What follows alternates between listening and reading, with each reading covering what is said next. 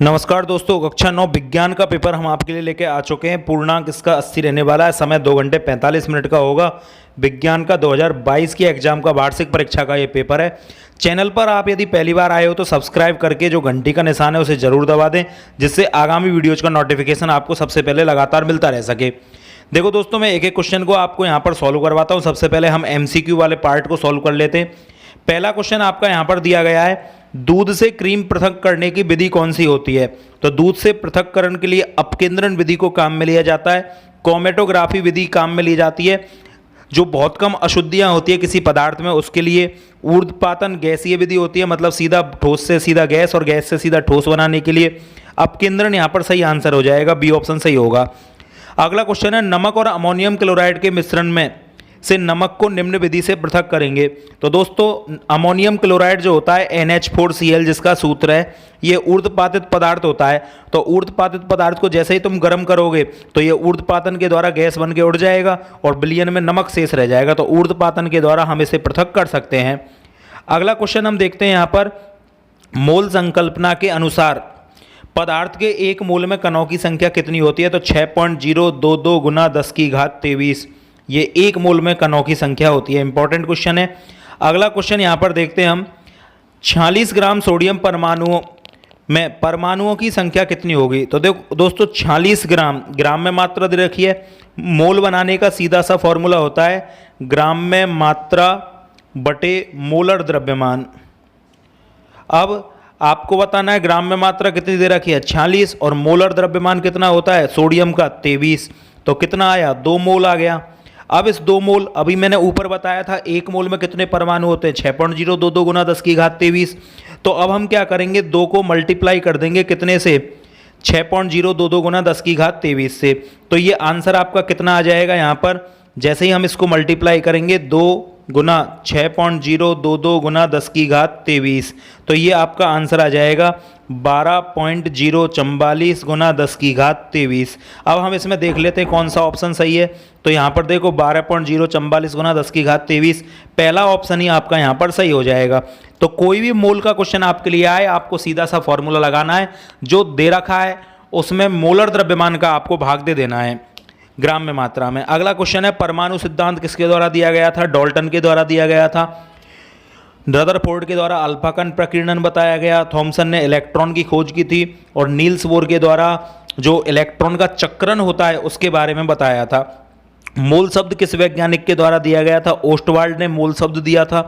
पृथ्वी पर निम्न कारण से वायुमंडल होता है। तो पृथ्वी पर दोस्तों वायुमंडल किन कारणों से होता है, वायु के कारण, क्योंकि वायु हमारे आसपास की वायु के एक आवरण को ही वायुमंडल कहा जाता है। तो इसमें बी ऑप्शन सही हो जाएगा, वायु के कारण। अगला क्वेश्चन आपका हो जाएगा, एड्स रोग नहीं फैलता है, किसके कारण नहीं फैलता है। तो लैंगिक संपर्क से, इससे तो फैलता है, तो ये तो नहीं होगा। गले मिलने से नहीं फैलता है, यही ऑप्शन सही हो जाएगा। स्तनपान से फैल जाता है और रक्तदान से, तो इसमें बी ऑप्शन आपका सही होने वाला है। अगला क्वेश्चन है, ओजोन परत क्षरण के लिए सबसे प्रमुख उत्तरदायी गैस कौन सी है। तो CO2, O2, CFC और CH4। तो क्लोरोफ्लोरोकार्बन इसमें सबसे ज़्यादा जिम्मेदार है, क्योंकि क्लोरीन मुक्त मूलक क्रिया विधि द्वारा ओजोन परत को क्षैत करता चला जाता है। ग्रीन हाउस प्रभाव के लिए उत्तरदायी गैस कौन सी होती है। तो कार्बन डाइऑक्साइड इसके लिए उत्तरदायी सबसे ज़्यादा होती है। यह वायुमंडल से आने वाली प्रकाश की किरणों को आने तो देती है लेकिन जाने से रोक देती है, मतलब इनकमिंग तो चालू रहती है, आउटगोइंग बंद हो जाती है। इस कारण धरती का ताप है जो बढ़ जाता है। ग्लोबल वार्मिंग के लिए सबसे ज़्यादा यही इंपॉर्टेंट है। अगला क्वेश्चन है आपका, बिलियन की परिभाषा लिखो। तो दोस्तों, बिलियन क्या होता है, 2 या 2 से अधिक पदार्थों का समांगी मिश्रण जो होता है वो बिलियन कहलाता है। ध्यान रखना, इसमें आपको इंपॉर्टेंट लाइन है, 2 या 2 से अधिक पदार्थों का समांगी मिश्रण ही बिलियन कहता है। और समांगी का मतलब क्या होता है, सब जगह से एक जैसा। जैसे आपने पानी में रुआवजा घोल दिया या कोई रंग घोल दिया तो सब जगह से कलर एक जैसा हो जाना चाहिए, तो वो आपका समांगी मिश्रण है। लेकिन पानी में जैसे मिट्टी घोली तो मिट्टी थोड़ी देर बाद नीचे बैठ जाएगी, ऊपर पानी रह जाएगा, तो मिश्रण समांगी नहीं है।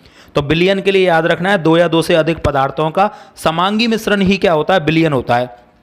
अगला क्वेश्चन है, मोलर द्रव्यमान से आप क्या समझते हैं। तो मोलर द्रव्यमान होता है 1 मोल का द्रव्यमान। तो 1 मोल पदार्थ का द्रव्यमान कितना होता है, 1 ग्राम। तो याद रखना, 1 मोल पदार्थ के द्रव्यमान को ही मोलर द्रव्यमान कहते हैं। अगला क्वेश्चन है तंत्रिका कोशिका का चित्र बनाइए। तो सिनेप्स का चित्र आप खुद बना दोगे दोस्तों, इस तरह से आपका ये चित्र बनेगा और इसको आप खुद से बना लोगे। नेक्स्ट क्वेश्चन यहाँ पर आपका दे रखा है रासायनिक संयोजन का नियम किसने दिया था? तो डाल्टन ने दिया था रासायनिक संयोजन का नियम। उसने कहा था कि 2 या 2 से अधिक पदार्थ आपस में संयोजित हो सकते हैं। अगला क्वेश्चन है पृथ्वी के चारों ओर चंद्रमा की गति के लिए उत्तरदायी बल का नाम लिखिए।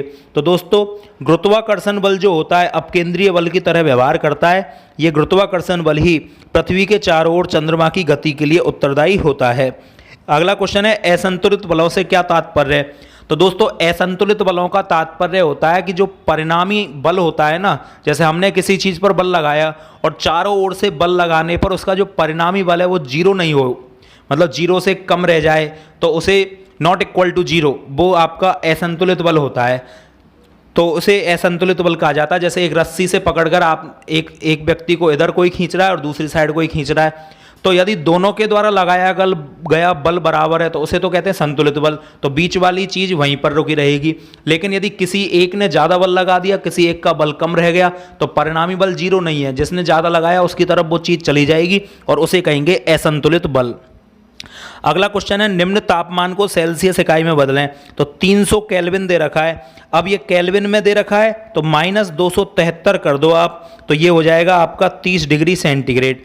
तो दोस्तों कभी भी डिग्री सेंटीग्रेड से केल्विन में बदलना है तो 273 जोड़ दो, और यदि केल्विन से डिग्री सेंटीग्रेड में बदलना है तो 273 घटा दो। अगला क्वेश्चन है आपका कार्य का मात्रक क्या होता है? तो कार्य का मात्रक जूल हो जाएगा। अगला क्वेश्चन है शरीर की संरचनात्मक इकाई क्या होती है? कोशिका। नेक्स्ट क्वेश्चन है कोशिका की खोज किसने की थी? रॉबर्ट हुक के द्वारा की गई थी। द्रव्यमान संरक्षण का नियम लिखो। तो द्रव्यमान संरक्षण का नियम कहता है द्रव्य को न तो उत्पन्न किया जा सकता है न ही द्रव्य को नष्ट किया जा सकता है, अर्थात रासायनिक अभिक्रियाओं के दौरान कुल द्रव्यमान नियत रहता है, अर्थात अभिकारक का और उत्पाद का द्रव्यमान नियत रहता है। यह द्रव्यमान संरक्षण का नियम होता है जो कि लेवोसिए के द्वारा दिया गया था। गुरुत्वाकर्षण का सार्वत्रिक नियम लिखिए। तो दोस्तों गुरुत्वाकर्षण का सार्वत्रिक नियम होता है कि किन्हीं दो पिंडों के बीच लगने वाला गुरुत्वाकर्षण बल